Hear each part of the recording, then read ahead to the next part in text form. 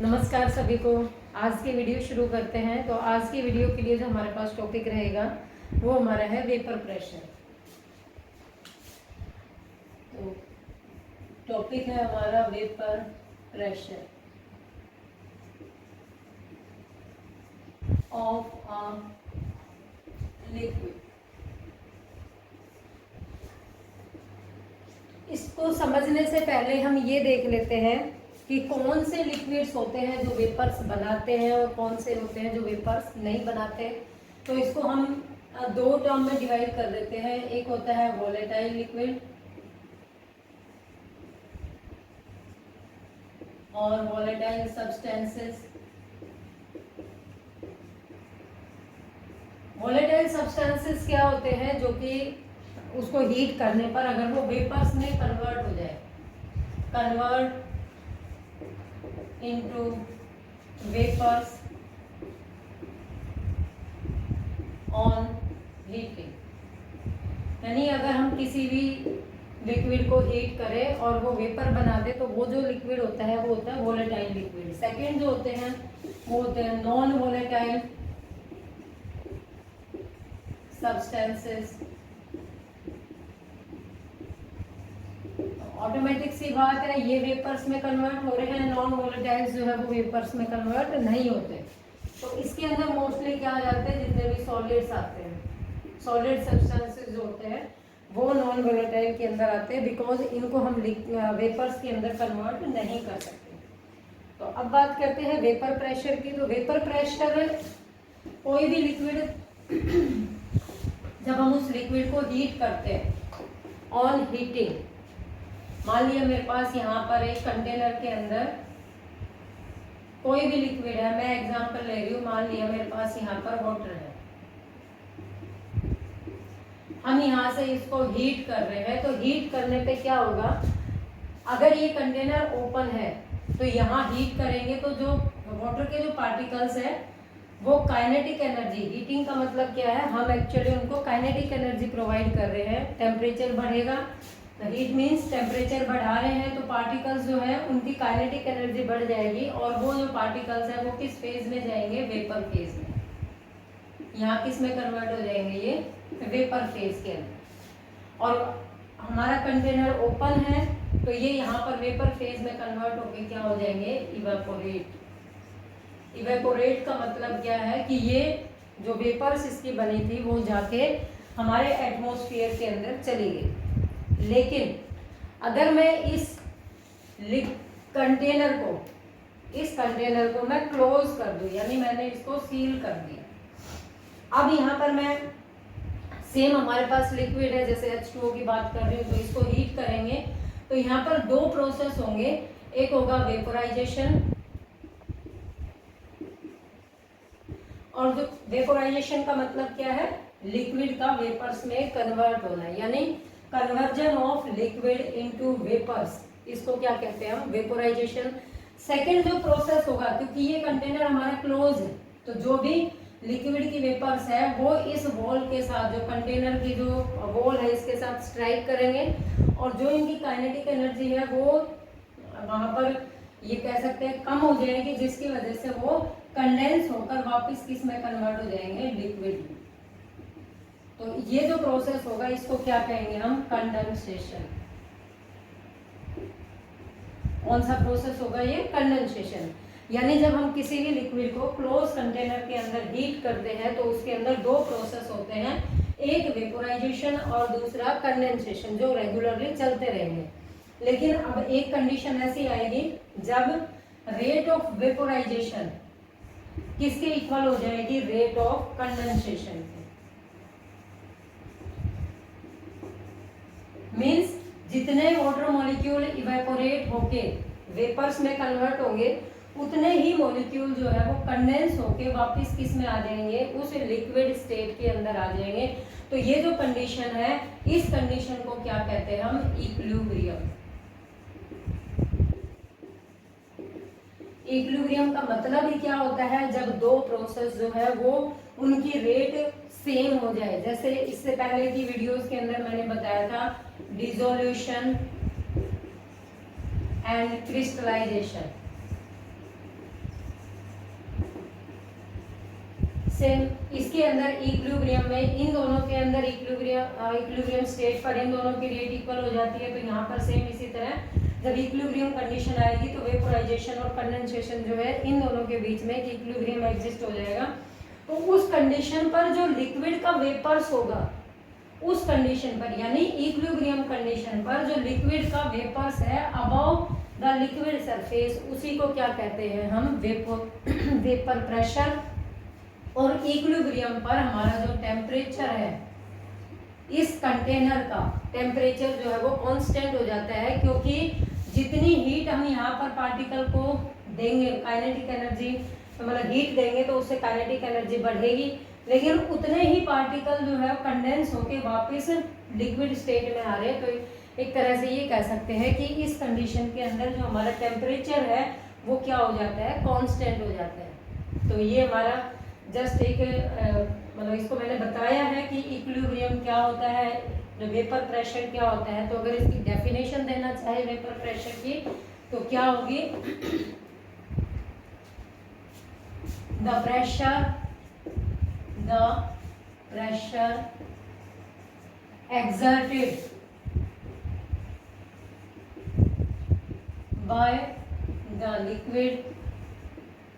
by the vapors over the liquid surface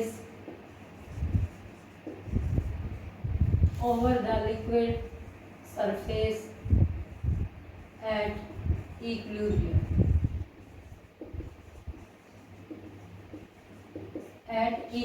यानी जो equilibrium condition पर जो भी लिक्विड है वो लिक्विड सरफेस के ऊपर उसकी वेपर्स जो प्रेशर एग्जर्ट करती है उसी को क्या कहते हैं, उसका वेपर प्रेशर।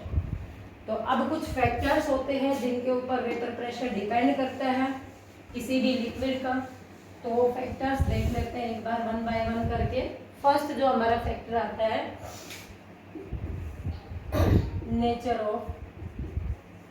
फर्स्ट फैक्टर है नेचर ऑफ लिक्विड।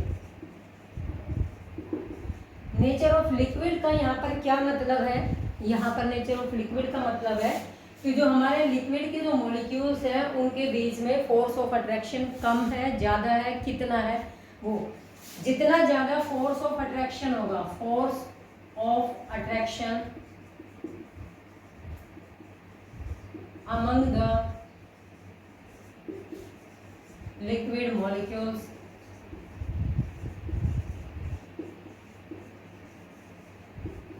जितना ज्यादा होगा, यानी फोर्स ऑफ अट्रैक्शन जितना ज्यादा होगा तो उसकी वजह से उसका जो वेपर प्रेशर है या ये कह सकते हैं बॉइलिंग पॉइंट उसका उतना ही ज्यादा होगा, और कंपैरिजन करेंगे तो उसका वेपर प्रेशर क्या हो जाएगा, उतना ही कम हो जाएगा। तो मान लिया दो कंपोनेंट है, हमें कोई भी मान लिया एक हमारे पास वाटर दे रखा है, एक हमारे पास इथेनॉल दे रखा है, या इसकी एसीटोन भी ले सकते हैं। इथेनॉल ले लिया या एसीटोन ले लिया, हमने इनके वेपर प्रेशर का यानी इनका कंपैरिजन करना है। तो हमें पता है वाटर जो होता है कितने टेम्परेचर पर बॉयल करता है, 100 डिग्री सेल्सियस पर, लेकिन इथेनॉल और एसीटोन इसका जो एसीटोन और इथेनॉल इनका जो बॉइलिंग पॉइंट होता है वो हमारे रूम टेम्परेचर से भी कम होता है। जैसे मोस्टली देखा होगा गर्ल्स जब नेल पेंट यूज़ करते हैं तो उसको थोड़ी देर ऐसे हवा में छोड़ देते हैं तो वो जो भी उसमें एसीटोन होता है वो इवापोरेट हो जाता है। इसका मतलब क्या है कि एसीटोन के जो मॉलिक्यूल्स है उनके बीच में जो फोर्स ऑफ अट्रैक्शन है वो बहुत ही वीक है, इस वजह से वो आसानी से वहाँ से इवापोरेट हो जाता है। तो ये हम यहाँ पर ये भी कह सकते हैं कि जो भी लिक्विड मोर वोलेटाइल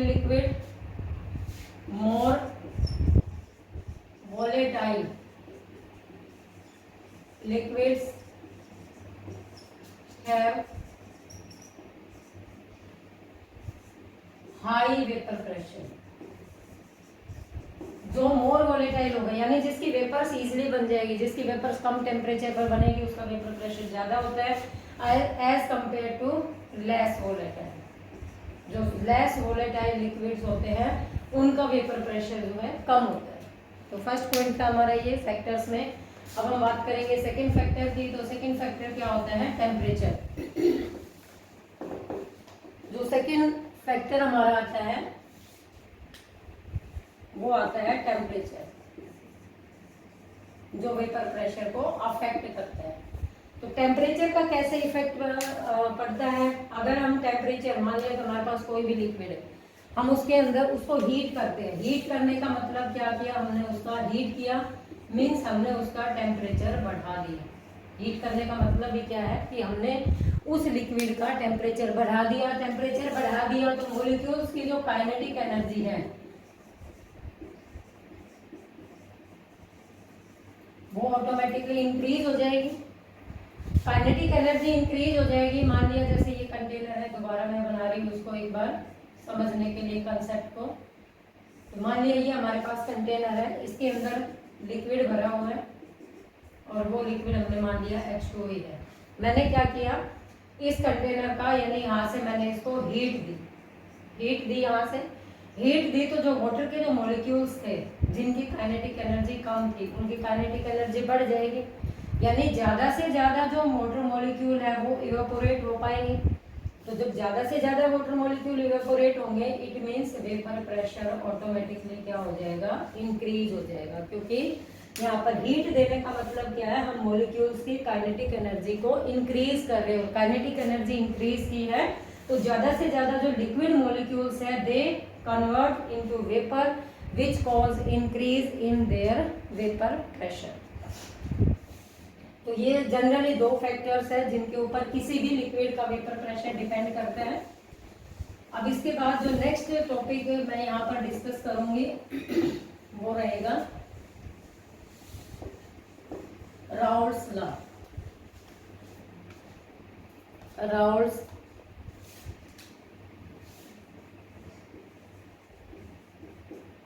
राउल्ट्स लॉ ये एक फ्रेंच केमिस्ट थे जिन्होंने क्या बताया,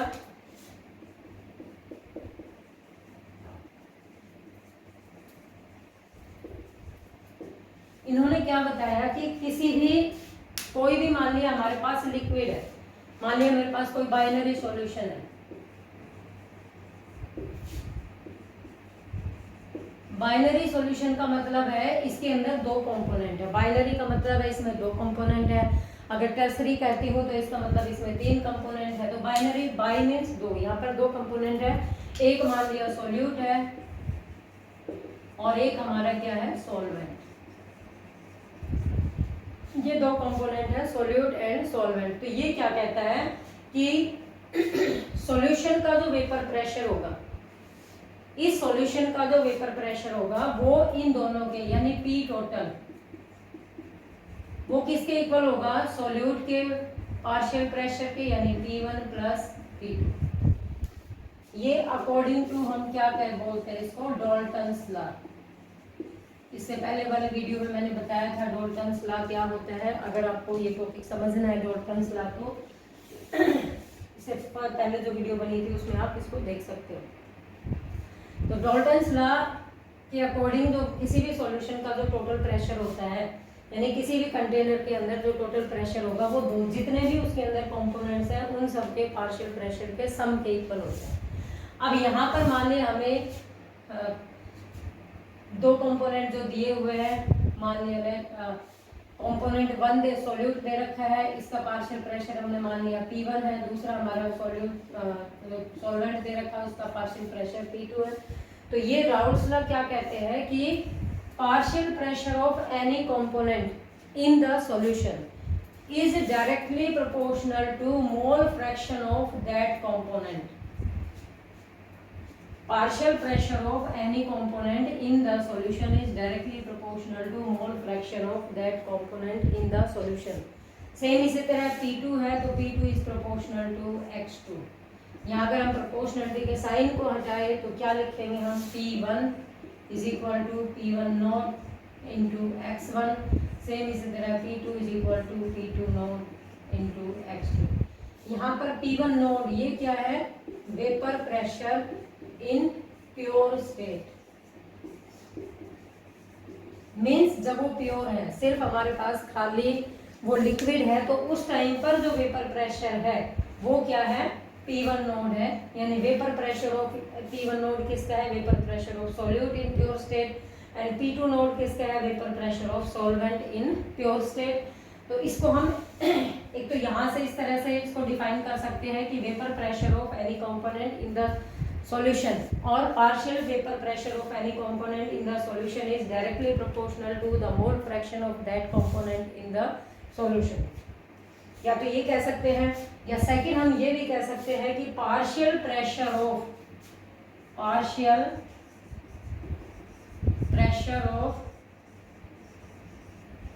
any component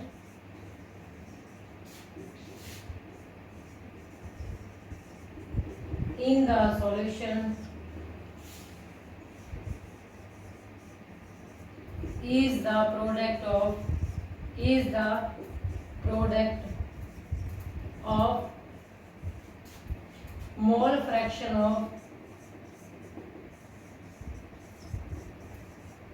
fraction of that component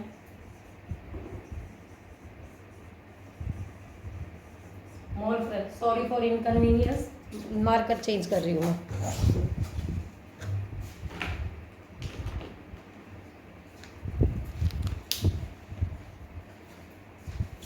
mole fraction of that component in the solution and it's vapour pressure in pure state, it's vapour pressure in pure state. तो ये हमारा क्या है, इसकी डेफिनेशन है। अगर हम राउल्स लॉ की प्रॉपर डेफिनेशन देना चाहते हैं तो या तो ये लिख सकते हैं कि partial pressure of any component in the solution is directly proportional to the mole fraction of that component in the solution, और इसकी जगह हम ये भी लिख सकते हैं कि partial pressure of any component in the solution is the product of mole fraction of that component in the solution and its vapor pressure in pure state। तो ये हमारी स्टेटमेंट है, ये इसका मैथमेटिकल एक्सप्रेशन है। तो अगर हम डॉल्टन्स लॉ के अकॉर्डिंग पी टोटल कैलकुलेट करना चाहिए, यहाँ से हमें पी टोटल निकालना है। तो पी टोटल अभी मैंने बताया क्या है हमारा, पी टोटल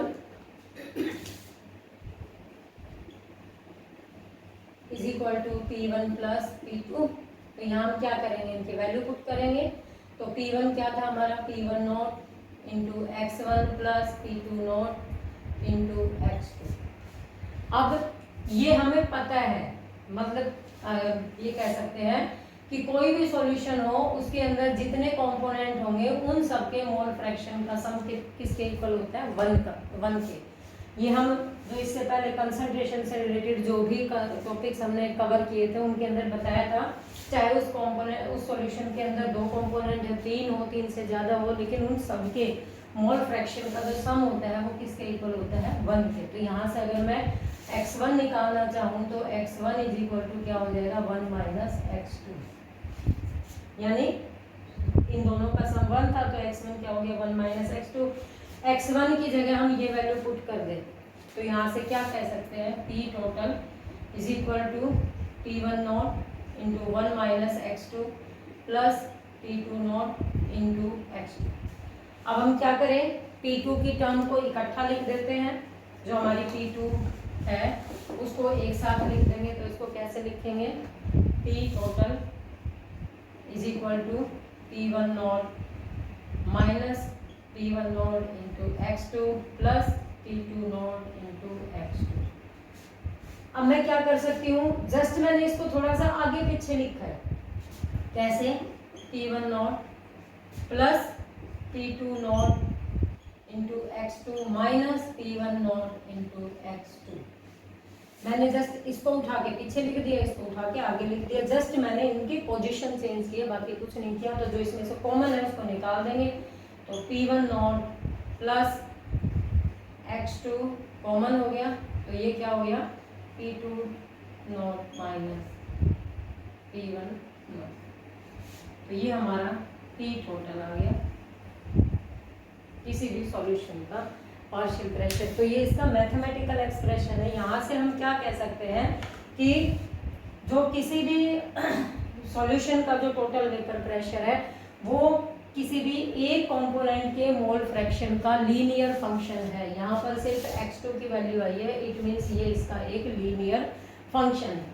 तो इसको अगर ग्राफिकली हम रिप्रेजेंट करना चाहें तो ग्राफिकली इसको कैसे लिखेंगे, मान लिया राउल्ट्स लॉ का, अगर एग्जाम में राउल्ट्स लॉ आता है, इसमें आता कैसे एग्जाम में, सिर्फ या तो इसकी स्टेटमेंट पूछ लेते हैं एंड सेकंड ये कह सकते हैं कि एक डेरिवेशन देना है राउल्ट्स लॉ का और अ बाइनरी सॉल्यूशन। तो अगर डेरिवेशन मांगते हैं तो आपको यहाँ तक ये सॉल्व करके दिखाना पड़ेगा। तो इसको अगर हमें ग्राफिकली रिप्रेजेंट करना है, मान लिया यहाँ पर सिर्फ x1 कंपोनेंट है, x1 इज इक्वल टू 1 और अभी मैंने बताया x1 प्लस x2 ये किसके इक्वल होता है 1 के, यानी x1 यहाँ पर 1 है तो ऑटोमेटिकली x2 क्या हो गया यहाँ पर 0। यहाँ पर क्या हुआ x2 यहाँ पर 1 हो गया, x1 ऑटोमेटिकली क्या हो जाएगा 0। इसका मतलब क्या है कि ये जो हमारा है ये प्योर हमारा सॉल्यूट है, यानी इसके अंदर सॉल्यूशन मतलब सॉल्वेंट नहीं है। इधर चलेंगे, जैसे जैसे हम इधर जा रहे हैं तो x1 की वैल्यू घट रही है क्योंकि x1 की वैल्यू कम होती जा रही है, ऑटोमेटिकली ये किसमें कन्वर्ट हो गई 0 में। तो x1 घट रहा है, ऑटोमेटिकली x2 की वैल्यू क्या हो रही है बढ़ रही है, यानी हम सॉल्यूट को कम करते जा रहे हैं, सॉल्वेंट को बढ़ाते जा रहे हैं। सिंपली ये कह सकते हैं कि हम सॉल्यूशन का डाइल्यूशन कर रहे हैं। तो यहाँ पर मान लिया इसका पार्शियल प्रेशर है P1 नोट, अब इधर गए तो ये हो गया हमारा मान लिया P2 नोट, मीन्स यहाँ सिर्फ प्योर सॉल्यूट है, यहाँ प्योर सॉल्वेंट है। और ये जो बीच का जो रीजन है, ये जो बीच का रीजन है ये किसको रिप्रेजेंट कर रहा है सॉल्यूशन को, यानी इसके अंदर दोनों कंपोनेंट है, हमारा सॉल्यूट भी है और सॉल्वेंट भी है। और कंडीशन क्या है कि दोनों ही क्या है यहाँ पर वोलेटाइल है, यानी कि दोनों की वेपर्स यहाँ पर बन रही है। तो यहाँ मैंने देखो इसको थोड़ा सा नीचे बनाया है, इसको थोड़ा सा ऊपर बनाया है। तो इसका मतलब क्या है, इट मीन्स जो हमारा ये कंपोनेंट है ये क्या है लेस वोलेटाइल, अगर क्योंकि इसका वेपर प्रेशर मैंने कम लिखा है, इधर ये क्या है मोर वोलेटाइल, दोनों के कंपैरिजन कर रही हूं मैं, ये हमारा लेस वोलेटाइल है एंड सेकेंड वन हमारा क्या है मोर वोलेटाइल कंपोनेंट है। तो यहाँ पर जो हमारा सिर्फ प्योर कंपोनेंट 1 है यानी सॉल्यूट है, यहाँ पर क्या हमारा सॉल्वेंट और बीच का जो एरिया है वो क्या रिप्रेजेंट कर रहा है सॉल्यूशन को रिप्रेजेंट कर रहा है। तो ये जो रीजन होगा ये वाला, ये क्या रिप्रेजेंट करेगा P total is equal to P1 plus P2 जो मैंने लिखा था, या दूसरा इसको हमने जैसे मैथमेटिकली इसको लिखा था उस फॉर्म में लिख सकते हैं। यहाँ पर क्या है, अगर मैं P1 यहाँ पर सिर्फ P1 है, means P1 is equal to P1 not into x1, यहाँ पर क्या है सिर्फ P2 है, means P2 is equal to P2 not into x2, और जो बीच का जो एरिया है यानी इसके अंदर सॉल्यूट भी है और सॉल्वेंट भी है, तो ये जो बीच का एरिया है ये क्या रिप्रेजेंट करेगा हमारा सॉल्यूशन को रिप्रेजेंट करेगा। तो ये हमारा राउल्ट्स लॉ है जो अभी हमने डिस्कस किया है। ये किसके बारे में था, जब जिसके अंदर दोनों के दोनों जो हमारे सॉल्यूट और सॉल्वेंट दोनों कैसे हैं वोलेटाइल है। लेकिन अब सेकंड कंडीशन क्या आती है कि मान लिया इनमें से एक कंपोनेंट हमारा नॉन वोलेटाइल है, मान लिया एक कंपोनेंट नॉन वोलेटाइल है। इससे पहले मैं एक चीज यहाँ पर डिस्कस करना चाहूंगी कि हम एक्चुअल में इस राउल्ट्स लॉ को पढ़ क्यों रहे हैं, क्या रीजन है कि हमें ये पढ़ना पड़ रहा है, कोई बताएगा आंसर, अगर पता हो तो कमेंट में जरूर डालना। तो अभी फिलहाल मैं बता रही हूँ राउल्ट्स लॉ की हमारी डेली लाइफ में क्या एप्लीकेशंस है। जब हम उसके अंदर मान लिया ये मेरे पास एक कंटेनर है, इसके अंदर वाटर है, मोस्ट कॉमन हमारा यूनिवर्सल सॉल्वेंट होता है वाटर, तो इसलिए हर एग्जाम्पल में मैं वाटर को ही कंसीडर कर रही हूँ और ये सबने देखा हुआ है, सब इसको डेली देखते हैं, तो मेन रीजन ये भी है। अब मान लिया मैंने इसके अंदर क्या किया, ये हमारी प्योर स्टेट है, दूसरी स्टेट है जब मैंने इसके अंदर H2O तो है ही, साथ में मैंने मान लिया सोडियम क्लोराइड डाल दिया, यानी थोड़ा सा नमक डाल दिया मैंने। यहाँ पे सिर्फ H2O था, यहाँ मैंने वाटर के साथ क्या डाल दिया, थोड़ा सा NaCl जो टेबल सोल्ट जो हम डेली खाते हैं उसको थोड़ा सा ऐड कर दिया। तो यहाँ एक्चुअल में क्या हुआ, यहाँ सिर्फ सारे ही वाटर के ही मॉलिक्यूल थे, पूरी सरफेस जो कवर्ड थी वो वाटर मॉलिक्यूल से ही कवर्ड थी। यहाँ पे क्या हुआ, जब हमने इसको वाटर को मतलब नमक को इसके अंदर डिजोल्व कर दिया वाटर के अंदर, तो कुछ जो जो ब्लैक दिखा रही हूँ मैं ये मान के चल रही हूँ कि ये पार्टिकल किसके हैं, NaCl के हैं। ये पार्टिकल जो ब्लैक दिखाए हैं ये किसके हैं, सोडियम क्लोराइड के हैं, और कंटेनर हमारा पहले की तरह क्या है, क्लोज है। तो जो यहाँ पर क्या होगा, जब हम इसको हीट कर रहे हैं, यानी हम जब इसको हीट कर रहे हैं, इसको गर्म कर रहे हैं, तो जितने, ये तो आप सबको पता है, 9th में भी आपने पढ़ा हुआ है कि सरफेस एरिया जितना ज़्यादा होता है, रेट ऑफ इवेपोरेशन भी उतनी ही ज़्यादा होती है। इट मीन्स इस केस में जो वेपर प्रेशर है वो कम टेम्परेचर पर ही मेंटेन हो जाएगा। तो यहाँ पर क्या हुआ कि ज़्यादा से ज़्यादा वाटर मॉलिक्यूल वेपर्स में जाएंगे तो इक्विलिब्रियम जो है वो जल्दी एग्जिस्ट हो जाएगा। इस केस में क्या होगा कि कुछ जो सरफेस थी वो किसने ऑक्यूपाई कर ली, सोडियम क्लोराइड। और हमें पता है नमक जो होता है वो नॉन वोलेटाइल है, यानी कोई भी सॉलिड जो होता है एक्सेप्ट सम, जैसे आयोडीन होता है, आयोडीन का सब्लिमेशन हो जाता है, अमोनियम क्लोराइड होता है, अमोनियम क्लोराइड का भी सब्लिमेशन हो जाता है। तो हम यहाँ पर बात कर रहे हैं सोडियम क्लोराइड। तो सोडियम क्लोराइड जो हमारा कैसा है, वो नॉन वोलेटाइल। नॉन वोलेटाइल का मतलब क्या है, ये वेपर्स में कन्वर्ट नहीं होता। तो यहाँ पर क्या होगा, यहाँ पर वाटर मॉलिक्यूल जो थे, जो सरफेस पर जो वाटर मॉलिक्यूल्स हैं उनका नंबर क्या हो गया, कम हो गया। इट मीन्स हमें यहाँ पर इसको ज़्यादा देर हीट करना पड़ेगा टू अटेन इक्विलिब्रियम। इसकी वजह से क्या होता है, टेम्परेचर बढ़ेगा तो लिक्विड का बॉइलिंग पॉइंट भी बढ़ जाएगा। अब जो मेरा क्वेश्चन था कि हमारी डेली लाइफ में क्या यूज़ है, जैसे हम कोई भी वेजिटेबल बनाते हैं या कुछ भी, जैसे कोई स्वीट डिश बनाते हैं तो उसके अंदर जब हम शुगर ऐड कर देते हैं, या वेजिटेबल बना रहे हैं तो उसके अंदर हमने क्या ऐड कर दिया, सॉल्ट ऐड कर दिया। तो सॉल्ट ऐड होने की वजह से जो वाटर का जो बॉइलिंग पॉइंट है, वैसे नॉर्मली वाटर का बॉइलिंग पॉइंट होता है 100 डिग्री सेल्सियस, ये आप सबको पता है, बताने की जरूरत नहीं है। तो इस केस में क्या होगा कि वाटर का जो बॉइलिंग पॉइंट है वो इंक्रीज हो जाएगा, यानी वो 100 पर बॉयल नहीं करेगा, 100 से ज़्यादा टेम्परेचर पर बॉयल करेगा। इसकी वजह से जो वेजिटेबल्स होती है, जो सब्जियां हैं, वो आसानी से कुक हो जाती है। ठीक है, तो ये तो इसकी एप्लीकेशन थी राउट्स लॉ की। सेकेंड एप्लीकेशन एक और है इसकी, जो कार रेडिएटर्स होते हैं। कार रेडिएटर्स होते हैं, वहां पर एक केमिकल डाला जाता है, इथाइलिन ग्लाइकोल। एक केमिकल डाला जाता है इथाइलिन ग्लाइकोल। उस इथाइलिन ग्लाइकोल का क्या काम होता है, वो उस कार रेडिएटर के जो मतलब लिक्विड उसके अंदर जो भी होता है, यानी वाटर होता है, उस वाटर के टेम्परेचर को वो गर्मियों में क्या करता है, उसके फ्रीजिंग पॉइंट को कम कर देता है। यानी वाटर का जो फ्रीजिंग पॉइंट होता है वो 0 डिग्री सेल्सियस होता है। तो जब आप इथाइलिन ग्लाइकोल उसके अंदर ऐड कर देते हैं तो वाटर 0 पे फ्रीज नहीं होता, वो माइनस में जाके फ्रीज होता है, जिसकी वजह से जो कूल एरियाज होते हैं, जहाँ पर स्नोफॉल वगैरह होती है, तो वहाँ पर जो पानी है वो आसानी से फ्रीज नहीं होता, इसलिए उसके अंदर इथाइलिन ग्लाइकोल डाला जाता है। और गर्मियों में क्या काम होता है, ये पानी के बॉइलिंग पॉइंट को बढ़ा देता है, यानी 100 पर पानी बॉयल नहीं होगा, उससे ज़्यादा टेम्परेचर पर बॉयल होगा, जिससे कि इंजन में कोई डैमेज ना हो। अब एक छोटा सा, अभी इथाइलिन ग्लाइकोल के बारे में बता रही थी, तो अभी 1-2 दिन पहले मैंने एक न्यूज़ पढ़ी, यूपी के अंदर, जो हमारा उत्तर प्रदेश है, उसके अंदर अडल्ट्रेटेड मिल्क मिला है। अडल्ट्रेटेड मिल्क का मतलब क्या है, उस मिल्क के अंदर इथाइलिन ग्लाइकोल मिक्स हो गया, जिसकी वजह से 10 लोग तो बुरी तरह, मतलब वो तो मर ही गए बेचारे। ठीक है, तो वैसे ही एक हार्मफुल केमिकल होता है, हम इसको कंज्यूम नहीं कर सकते।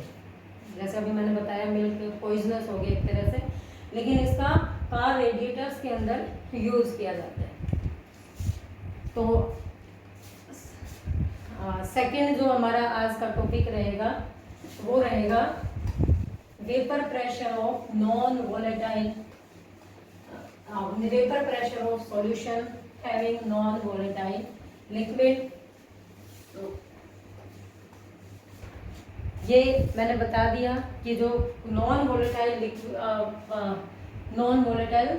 Vapour pressure of solution having non volatile solute. तो नॉन वोलेटाइल सॉल्यूट है तो उसके केस में जो वेपर प्रेशर है वो सॉल्यूशन का जो वेपर प्रेशर होगा यानी PS, हम इसको PS लिख सकते हैं। ये किसके इक्वल होगा? P0 into x1। मान लिया मैं x1 ले रही हूँ मोल fraction of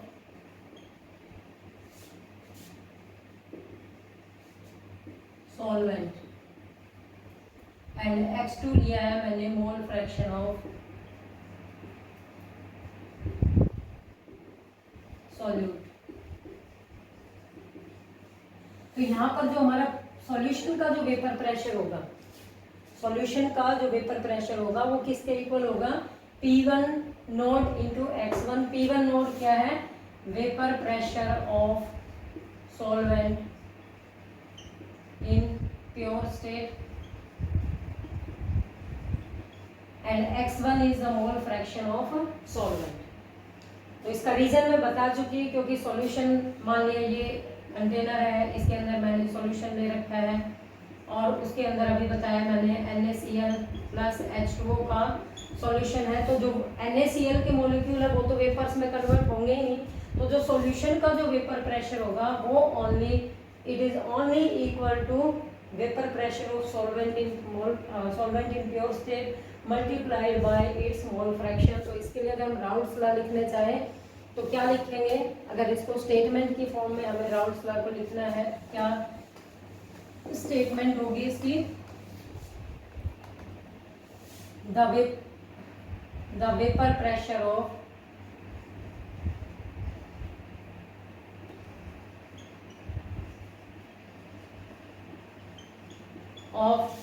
solution having non-volatile solute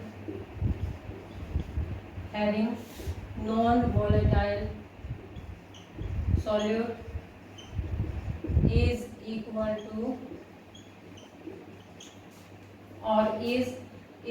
the mole fraction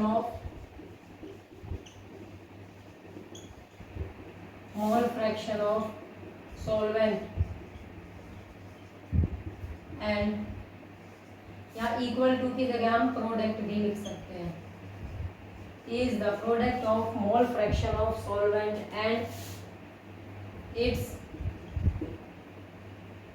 and vapour pressure of solvent in pure state. तो ये solution containing non volatile solute. अगर आपको वीडियो अच्छी लगी हो तो एज यूजुअल नोट्स बना लेना। Thank you.